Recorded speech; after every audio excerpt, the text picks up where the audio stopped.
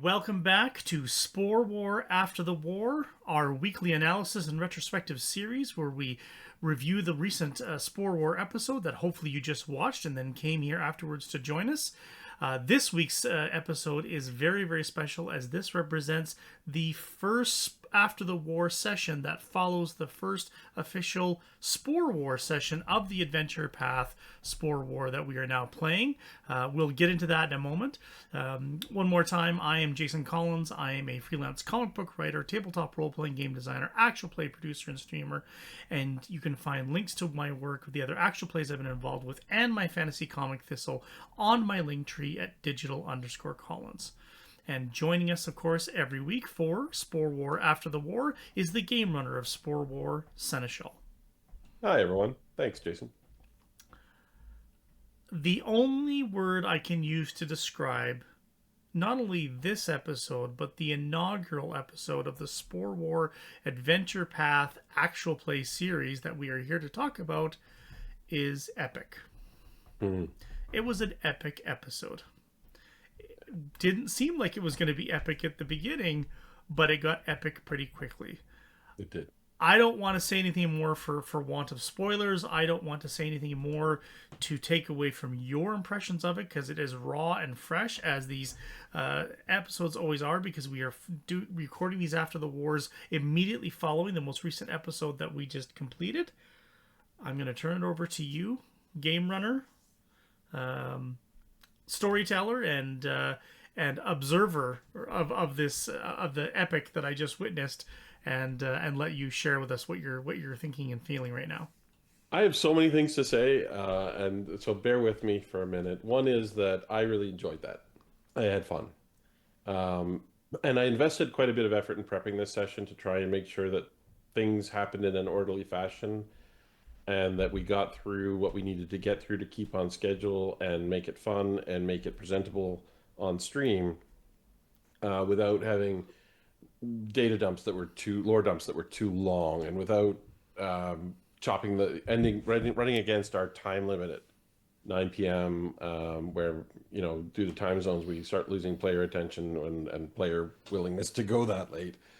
So I did sink a lot of time in trying to make this first session work, and I had some challenges that we talked about beforehand in terms of trying, the way we had some things to wrap up, and we had some information that needed to get to the players and the viewers, and so I felt that all of that went well, as well as it could, anyways. But from the inside, as the game runner, it doesn't feel as epic because your mind is always trying to track all the things that are happening. Totally. So I don't know, but I enjoyed it, and as you say, that's usually a pretty good indicator. The players shone in this session.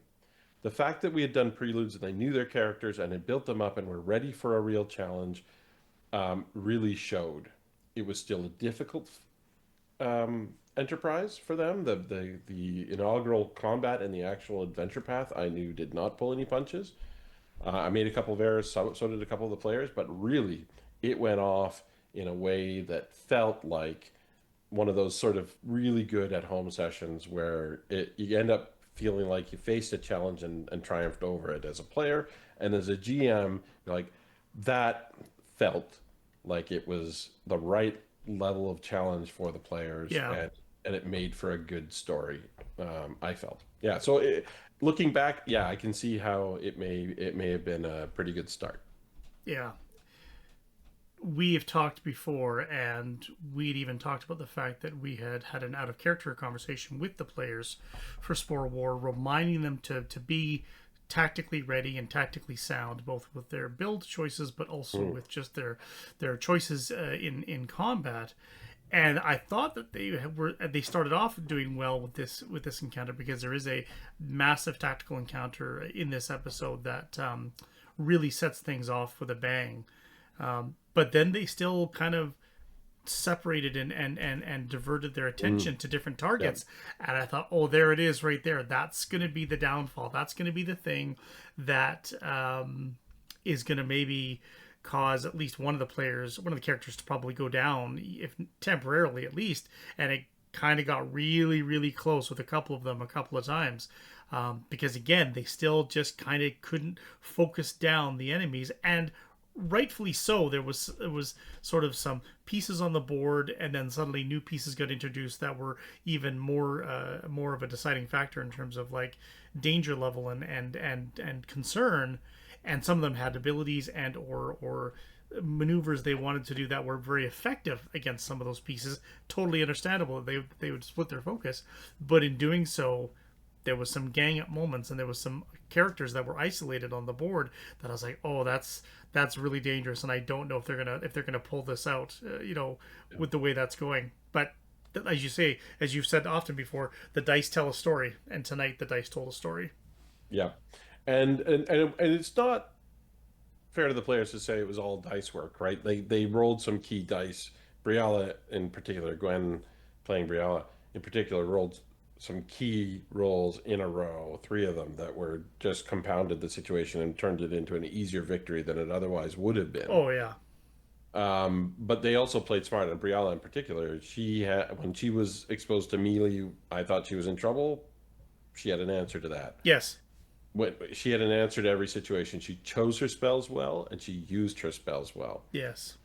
She did. She was, one of the players said, star player of the episode, and they were right. She got lucky, and Yes. she was smart, Yes. and that paid off for really. And I don't think we need to worry too much about spoilers. Spoiler alert: we're going to talk about the episode. For those of you who are sticking around now, who haven't seen the episode, stop watching now. Go watch the episode. Yeah, in this case you do, because if we get very spoiler specific, Yeah, it'd be good to experience it blind yeah, before you hear our conversation. absolutely. Because I am going to talk about some of the things I cut out and changed, and some of the mistakes that were Sure, made. That'll, sure. that'll give away details for anyone who hasn't watched episode one of the actual adventure path for Spore War. But yeah, it was a combination of, minor mistakes were made, but they were recovered, and overall they did really, really well. Yeah. What it was too was really setting the tone that two things set the tone. One was, and you could see it on their faces, which I always enjoy these moments, because I know sometimes you might miss it because you're in the weeds and you're running the game. But when you talked about the fact that there's been an 8-year time jump from the end of Prelude 3 to the start of Book 1, Episode 1 for Spore War, they had some big eyes and surprised faces, because even though they're playing elves and dwarves, and for the most part quite long-lived races, 8 years is really just a drop in the bucket.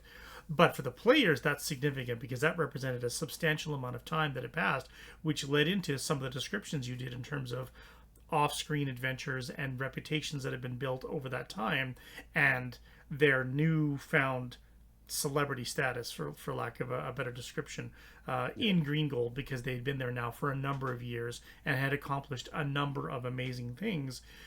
In doing so, making them not just the Green Guard. They kind of didn't want to tie themselves to Green Gold in the beginning when they were designing their adventuring party, but the Heroes of Green Gold really just became the moniker now of which they're known. And so there was that setting the tone, and then it was setting the tone of, in those 8 years, things have gotten considerably worse in the nation of Keonan, both Mhm. inside the forest and the threats from outside it as well. Yeah. And that was really great to see that, and to see them understand the gravity of what has changed and what continues to change in their new home. Yeah. It was um, it was a bit of time to, you reread the module, the book, and you prepare as best you can, and you account for things that you know um, may not go as planned. But this session was a bit of a different challenge than I would normally face doing that, because in this case, it's a bit of a railroad to the first encounter as written. It's something that just the players are going to be expected to do.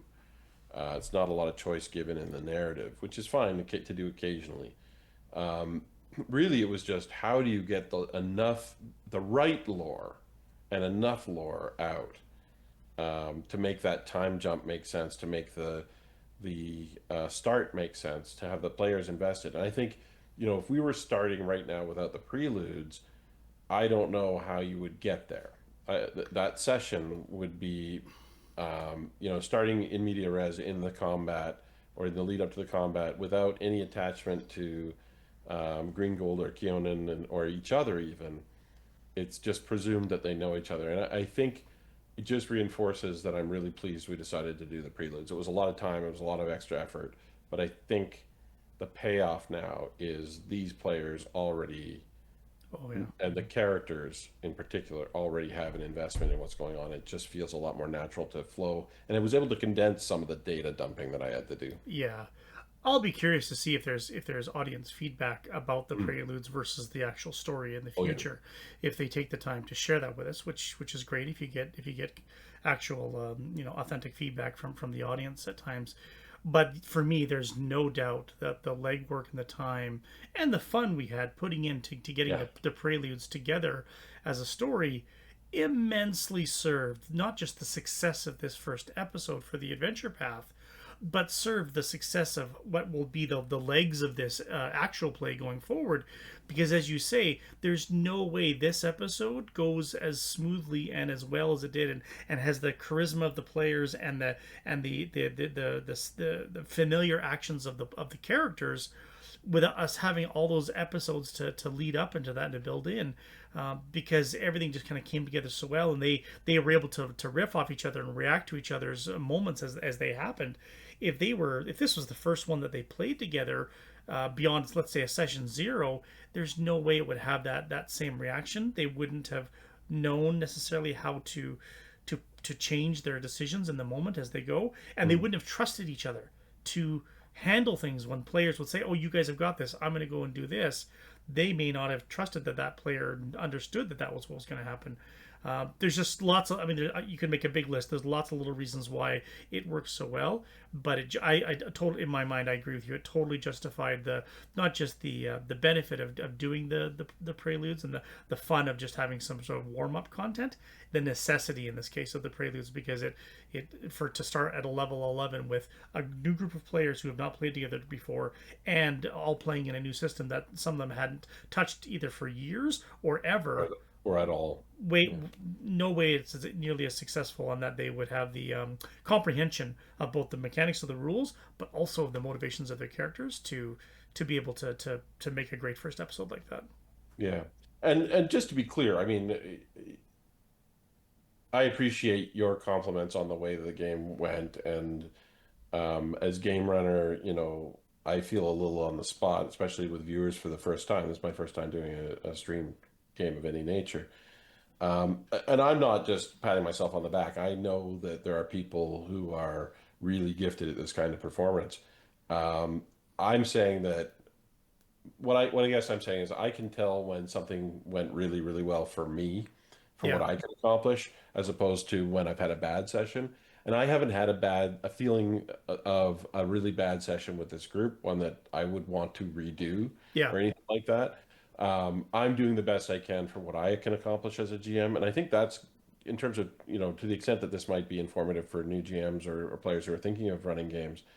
That's the standard, right? Am I doing well for me, and are my players having fun? yeah. And I think it meets that test for sure. Hopefully, it's fun to watch too, and we get some viewership. But really, I agree, especially as minutes pass from when we concluded. I think it went really, really well. There's something I want to talk about with respect to the combat and the combat encounter, because that was really the biggest part of the adventure path that was in today's content, other than a few bits from the timeline that I read in or interpreted. Um, One of the things is the final thing, which is knowing when the combat should be over. Uh, Yes. and just from experience, you don't run it until every last monster is dead. You know when to wrap. And the dragon was still at full health. The there were other potential issues that could have carried on, but when the primary challenge is met, and the mop up would be boring or you're out of time because people need to go home.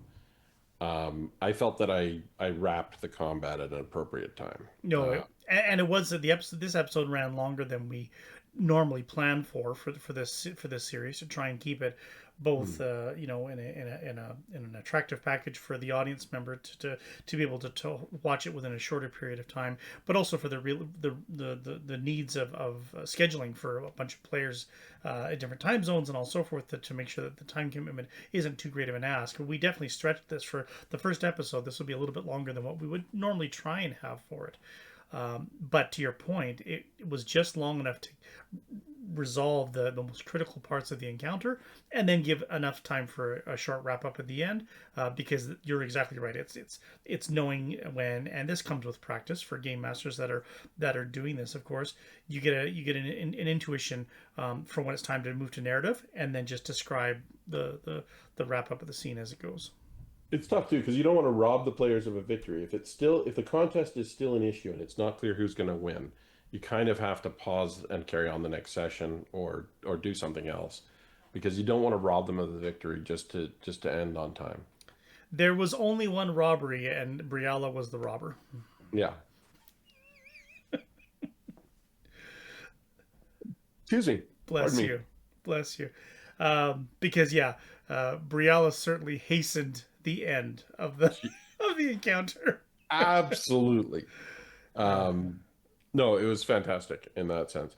The other thing is just to talk about the errors that were made along the way. Sometimes it's important to comment on that. There were some errors made today. So I would enjoy hearing that from you, just because there's things that I can sometimes pick up on, being that I'm getting to watch it passively, not having to be on camera, and I'm just monitoring things behind the scenes to make sure everything's going smoothly.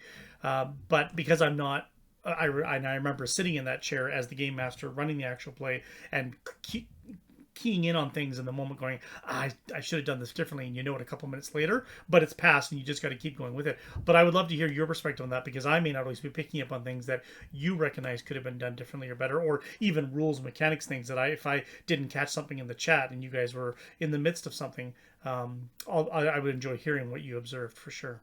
Every session I run, I pick up on a half dozen things I could have done differently or that I noticed. The thing about running an 11th level monster is they have all sorts of things on their stat block, and you can't memorize the whole thing. So, Ulugernix, a ghoul dragon, also had a stench aura. It's just one tiny little line, and it doesn't even include the effect of it in the stat block. It's just this is here, the DC. You have to look it up, and I had to go to the rules and copy the extra bits from, for him, you had to go to the young horn dragon in the rule book. The shadows, the greater shadows were just from the rule book. Right. So I print those things and attach them as addenda to the encounter from the PDF. But it's the stench aura, I noticed the sacrilegious aura. I think that would have stopped one of the player abilities, the Grave Knight sacrilegious aura. So a couple things like that. If he'd lived long enough, the Grave Knight had the ability to summon a phantom mount to get a new mount to resume that kind of combat. I had that in mind. But yeah, there were things where basically because of the complicated stat blocks, you're never going to get it 100% correct. So I'm aware of that kind of error. The big things that I noticed, one of our players had an item rune that I just keyed in and was like, I don't think that's balanced. And so that made me look it up, and it was being played incorrectly. So no big deal, we'll fix it for next time. It happens. You trust your players, and if they make a mistake, you just correct it going forward. Yeah. And it was just an honest mistake with respect to how often it could be used, kind of thing. Would have changed the combat only insofar as that player would have moved around a bit more. Yes. And it would have taken longer. But so that's something that I think is worth talking about from a GM perspective, as what do you do when your players make a mistake and their player ends up more powerful or less powerful? And when do you go back and say, well, that we need to fix that? And when do you just say, well, next time don't do that? Well, and Lex playing as Banda self-identified in our pre-game prep that they hadn't fully updated some of their saving throws and things from the last session as well when there was the level up, because the sheet didn't automatically carry some totals forward and there's some manual calculations. So even Lex was keying in on things that they left on the floor essentially or left on the table in terms of their players' capabilities. And then in this case, it was a little bit too much in the player's favor. But again, as you say, it balances out in the end, and it's not done with malicious intent or intent to cheat or sneak one past the GM. We're all learning relearning Pathfinder Second Edition Remastered at the same time, so stuff like that's going to absolutely happen. The only time, I mean, it never matters if there are mistakes made. You just correct them next time.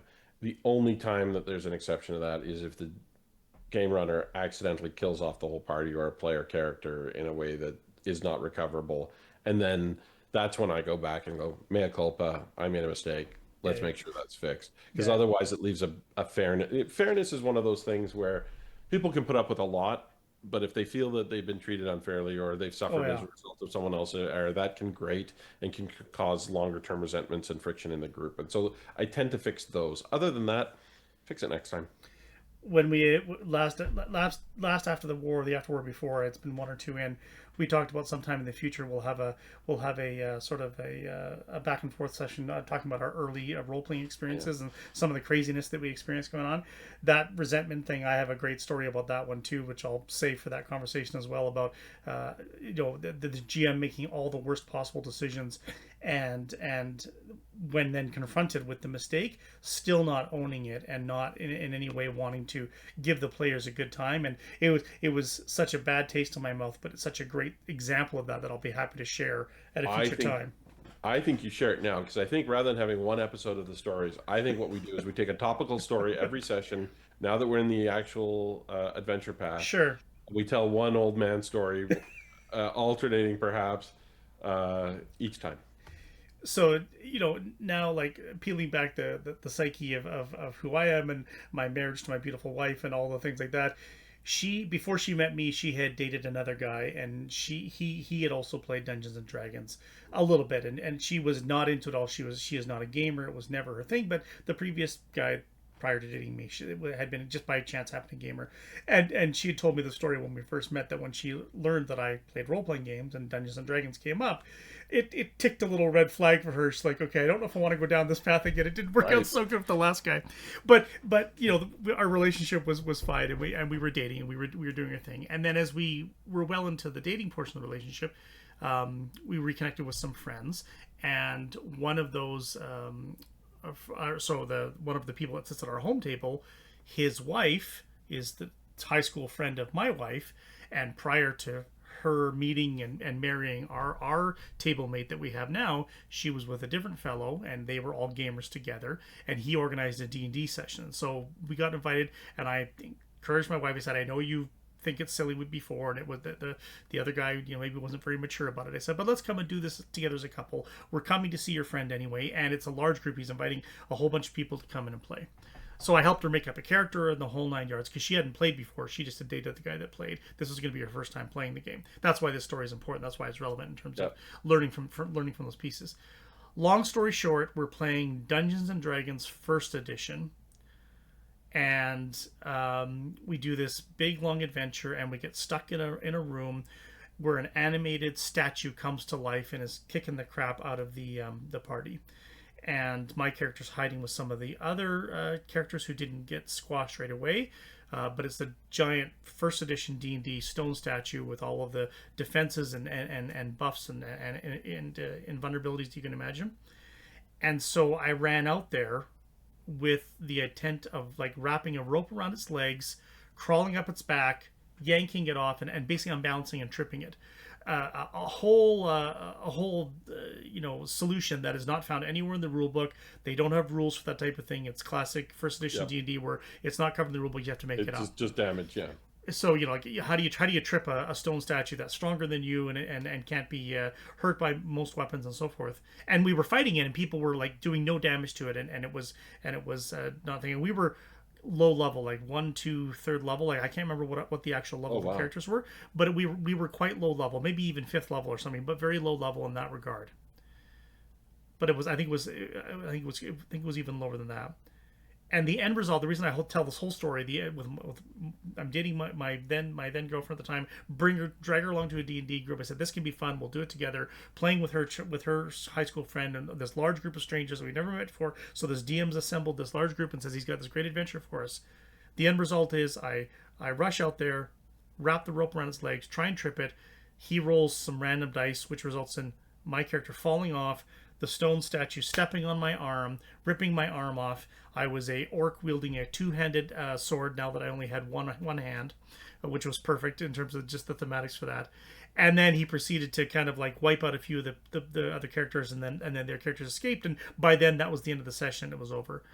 And the players said to the GM, at the end of that, this is a group of, like, when you get those large groups, like 8, 10 people, 12 people, so like way too big to run a normal group, but this was a one-time special event. He was hosting this D&D event. They're all saying to him, what did we do wrong? What could we have done different? Why couldn't we defeat it? And he looked at his notes and he says, well, you need magic weapons to hit it. And the entire room goes up, and this is why I'm quite certain we were very low level. Everybody says, we don't have magic weapons. And like people were throwing their character sheets and like getting up and walking out of the room, and it just kind of devolved from there. And and my girlfriend, now my wife, looked at me kind of with like the side glance, like this is the fun part. This is what you do with fun. Are we having fun now? But it's a great. Yeah, it's a story that I carry with me. We were in our early 20s, and I carry it with me now, 25 years later, because of.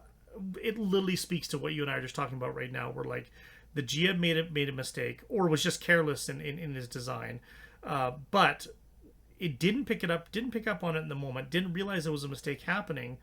Saw that it just completely ruined the experience for a room full of players, and then when actually called out on it and realized that he had made an error, no mea culpa, no apology, no just kind of, oh yeah, you needed magic weapons to hit it. And then that was the explanation. Yeah. I'll comment on it because I think it's a great story. And the comment that I'd like to make is that anyone can run a game. Like, you don't have to be an experienced player or GM to run a game, but there are some core elements that are necessary. Core character qualities, and one of them is fair-mindedness. And the other is some balance of whether you call it maturity or accountability or just the ability to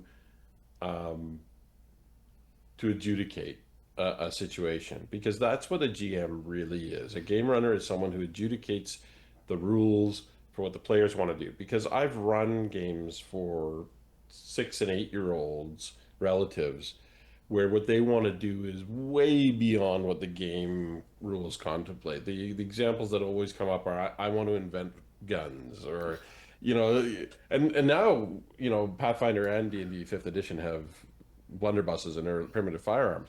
But no, they want to use their real-world knowledge to build machine guns or something like that. And so as an adjudicator, you have to find a way to sort of do the improv thing of, yes, and when it's reasonable, but sometimes you have to say no or divert and say, well, you can't do that because this is a fantasy game and it goes against fantasy trope. But here are some things you might find interesting as a character path when you're dealing with immature players. But the GM does not have to exceed the maturity of the players, but the fairness part, that's the part you can't do without. And if you're not fundamentally fair-minded or self-aware enough to realize that you're not fundamentally fair-minded, that's when you run into a GM who can't attract and retain players. But that most gamers have that. Most people I've ever played with have that. It's the subset that don't. It may not be the right hobby for them unless they can get over that. Yeah. So yeah, that's my story about. That's a great story. Yeah, about fairness and acknowledging mistakes when they happen. Yeah.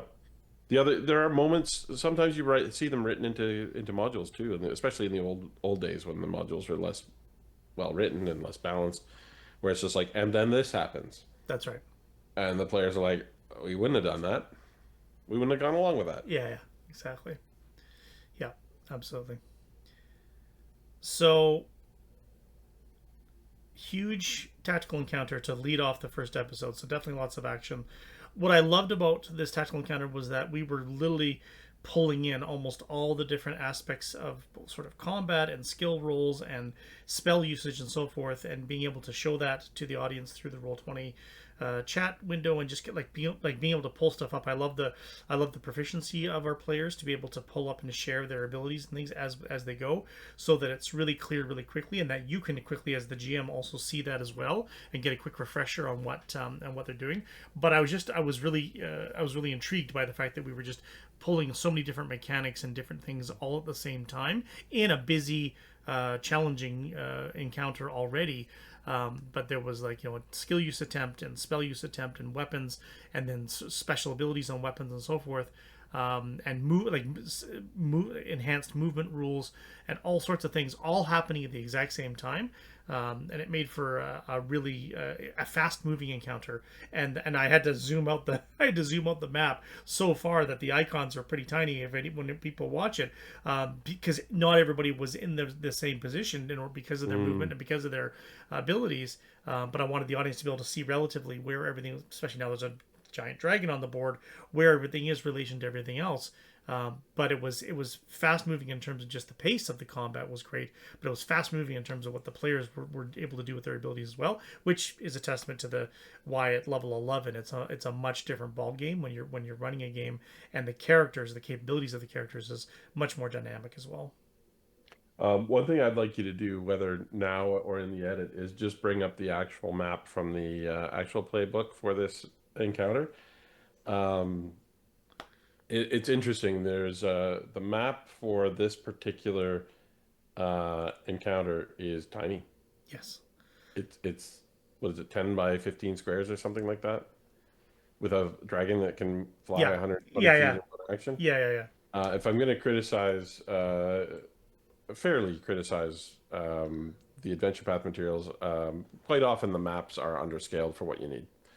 And that's a publication limitation, I think, and more than anything. It's almost always worth the extra effort for key tactical combats to redo the map. Especially if it's something like this, it was easy enough to do in Dungeon Draft and go in and go, okay, well, given the movement speed of the dragon and our monk, unless they're running in circles or flying in circles, this is not a big enough map. So it just made it bigger. There was another YouTuber who did Spore War. I saw he'd done a custom map, but I didn't want to use his map without permission, and I wanted it even bigger because JDR can move. Yes. Well, and yours, what I like, because the encounter specifically talks about the fact that the elves have siege weapons set up on the beach. In order for the siege weapons for the scale of that to appear like they're effective, you needed to put the barges way further out and actually show that there's distance to the shore. Yeah. Anyways, so I spent some time today putting that map together because I toyed with other ideas, but that was the one that just ended up being easiest. Yeah. So fair criticism of the AP materials is, especially when they have the separate PDF for the interactive maps, it makes sense, I think, to include larger scale maps. Oh yeah. Hopefully for future APs they learn that lesson, because I think part of it too is in any module, the older ones included, if you have a heist in a shop, they'll show the shop, but they won't show 40 squares of streets. Terrain. I know. Because people go running out in the street, well, now they're off the map. Yeah. And so that's always something that I prefer to have a little bit of extra breathing room on a tactical map. No, that's very, very true. We used that to good effect in the tavern fight, because then it took to the back alleys and afterwards like that. And then we moved it to narrative and just got away from the maps and just described it. But even having the alley again one more time to show JDR's speed and how quickly he was able to catch up to the NPC was really important. Agreed.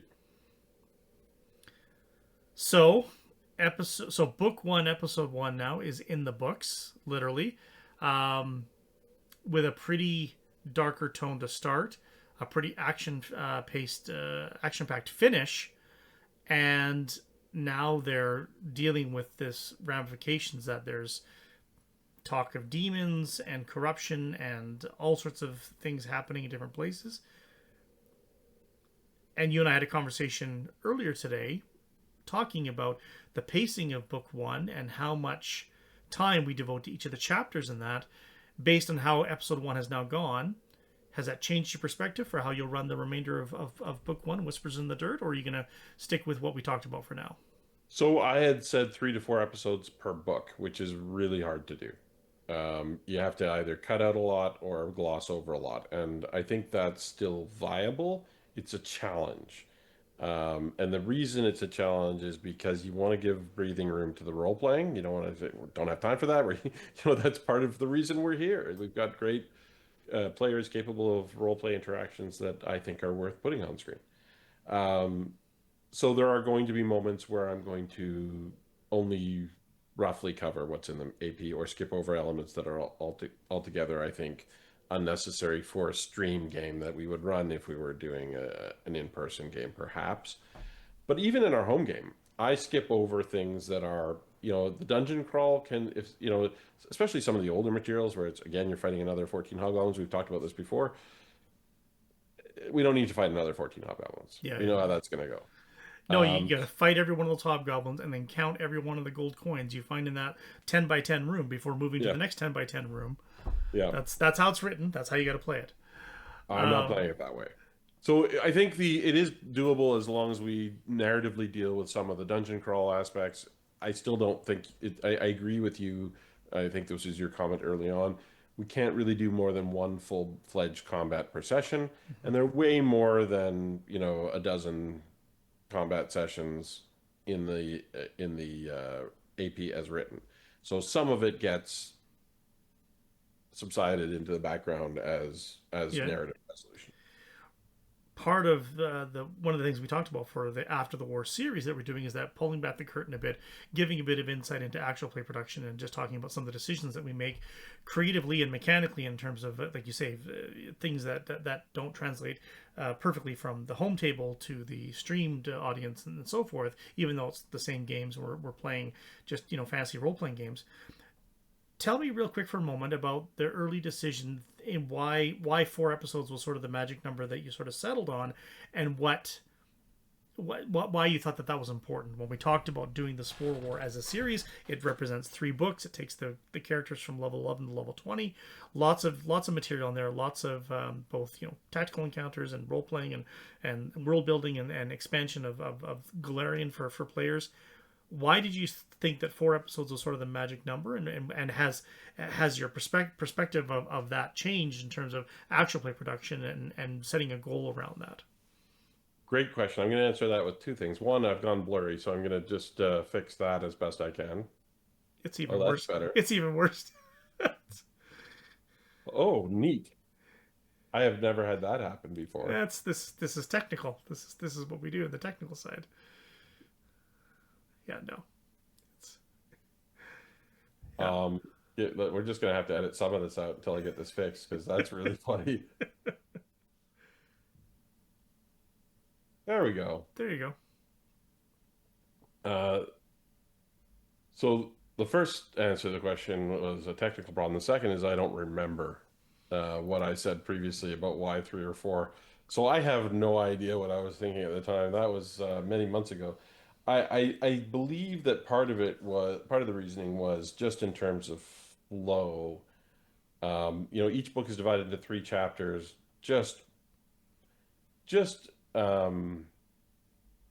intuitively, it seemed to me that if you try to deal with each chapter in a session, that gives you a beginning, start, and end to that chapter. If you divide it into 2, it's a huge commitment for the players. And we're not all in the same town. I think there were a couple of practical reasons, but also narratively and just for screen. Again, going back to exploration and dungeon crawl can be a lot of fun in person, but if watching it might be less engaging than role play and combat, right? I think there's a little bit of patience for the rest of it, but those are the 2 things that people might watch for. Actual plays are a sort of a different beast as well, because the audience can all be there for different reasons. Some are there for the tactical gameplay, some are there for the role playing, some are there just to see the humor and the camaraderie and the table banter, and some want all of the above in different doses depending on their tastes. And so there's no one size fits all solution in that regard. And some games lean towards one versus the other purposefully to say this is going to be the tone and the style of our games going forward, and others try and include a little bit of all. And as with all things, the more disciplines you include, the less polished it could be on some or even all of them, because you might be splitting your skill set and focus and proficiency on running those different aspects of the game. Some people are much better at the tactical, some people are much better at the social scenes and so forth. And then having a sensible and somewhat polished presentation and overlay and maps and things that's legible to the audience and clear, and helps, and in my mind accentuates and strengthens the story you're telling, rather than just now we're going to a map and it's a bunch of icons you don't recognize and you don't know what's going on, and you're staring at that for 90 minutes while they do a combat encounter, but the icons aren't moving very much and nothing much is really happening. It's just a visual aid for something that could be described narratively, and sometimes that's my takeaway from some of the actual plays. Where, like, yeah, you've put all the time and effort into putting the maps and the tokens on the board, they're not telling the story any better than they would be if you were just describing to me what was happening and I could just see your faces and listen to the dialogue that you're talking and not worry about which token moved 5 foot squares at a time, right? So I can see the benefit and the pros and the cons to both aspects for that. I also think about the fact that we planned 3 preludes before starting this episode, this book 1 episode 1 episode.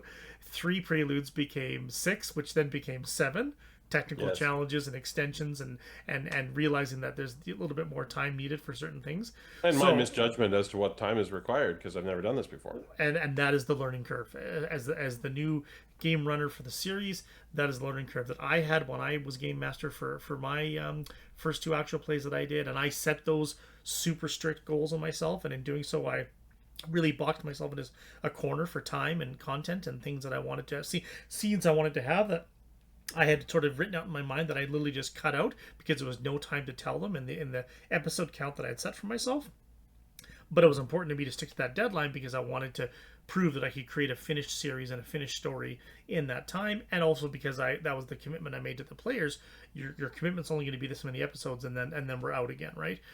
So it wasn't fair to try and pull that back or extend it after the fact, because they had other commitments that they had scheduled around, and they blocked off this amount of time for the one that I wanted to run. So it was important not only important we stick to that, we had to stick to that because there was no flexibility to get them back for follow-up recordings if we needed to. Yeah, I would like to at this point say I really appreciate the players have been extremely patient and forgiving of my inexperience, and really, really great. No complaints about the preludes taking longer than expected or the increased scope of the project. They've been fantastic. And joy and happiness forgives many sins, and so if everybody's having a good time at the table, they're not paying attention to the clock, they're not paying attention to how much extra time things are taking, and tonight's session there is a lot of hoots and hollers and smiles and laughs and shouts. It was a joy to watch this episode as well, when they got to celebrate those amazing successes in the moment, and I'm sure for them the time just flew by. One thing I also think is, and this again, teachable moments and learning moments for me too, is I think part of the reason that they're patient is because they trust me to be fair. Yeah, absolutely. I make jokes about, please roll worse because they're killing my monsters, but in reality, I think they know that partly in the character generation, I've been very liberal with, people want to make things in a particular way. Why not? The rule of cool is what governs character generation. But yeah, I think that earned me some credit early on. You've given me the perfect segue on the final piece that I want you to comment on before we wrap up this episode of After the War. Spore War, Whispers in the Dirt, Book 1, Episode 1. We had, I think, our first real dice moment. Yes. Since we've started. Tell us about what real dice moments are, and tell us about what this real dice moment meant to this episode. Right. So I had the idea, we were talking early on about whether we were going to use the native Roll20 dice roller or something external. And we've talked about before how sometimes there's just something special about rolling a physical, tangible dice. And when you're rolling a 12 dice 6 cold or a spell attack, it's nice to use the roll 20 dice roller rather than trying to find that many die 6. But for a die 20 system, the die 20 iconic roll, when it really matters. And I thought, if we could work out a way where the players have a way to get their dice roll on camera occasionally for pivotal moments, I thought that might be fun. And this one was great, partly because it was ad hoc, and I just had a feeling there was a disintegration spell effect that could have ended the combat in a dramatic way. And unusually, I had the player roll the saving throw for the monster. I told them what the DC was. It was almost a 50-50 shot. Why don't you roll this one? And let's make it a real dice moment. Roll a real die on the, just see if you can move the camera to capture it. The funny part of it was completely blurry. It was completely out of focus. And then there was that moment when the monster save crystallized into focus, the camera refocused, and it was a 1. Mm-hmm. And it was perfect. Mm-hmm. Great. And the players lost it. They lost it. Yeah. And I didn't see that because I was focused on the die roll and what happens next and describing what happened. That's right. But it was, I want to rewatch that part. But that was great. I loved it. So yeah, I'm glad. I don't want to do more than one a session. I won't do them every session, but and you don't always know when a role is going to be pivotal. That's right. But this one could have been. Yeah. And it was. It was pivotal. Absolutely. Pivotal moments for a inaugural session for a new actual play series, Spore War Adventure Path by Paizo, that we are running now on Dungeon Scrawlers. Seneschal, thank you so much for your time as always with this episode of After the War, and we want to thank you, our audience, for joining us as well, spending some time with us. We very much enjoy getting to dissect these episodes with you each week as they occur, and we hope that you're finding the conversations interesting, and we're hoping in the future those of you that have chosen to join our Discord community may take some time to ask us some questions as well on the Discord so we can answer them for you on future episodes of After the War. Yeah, throw down a comment. I'd love to hear what you have to say, even if it's critical. Reminder, my name is Jason Collins. I am a freelance comic book writer, tabletop role-playing game designer, actual play producer, and streamer. You can find links to my work, the other actual plays that I've worked on, including actual plays for Dungeon Scrawlers, and the link to my fantasy comic Thistle on my link tree at digital_Collins. And I'm Matt Seneschal, and thanks, everyone. Thanks everybody. You're very welcome. We'll see everybody soon. Cheers.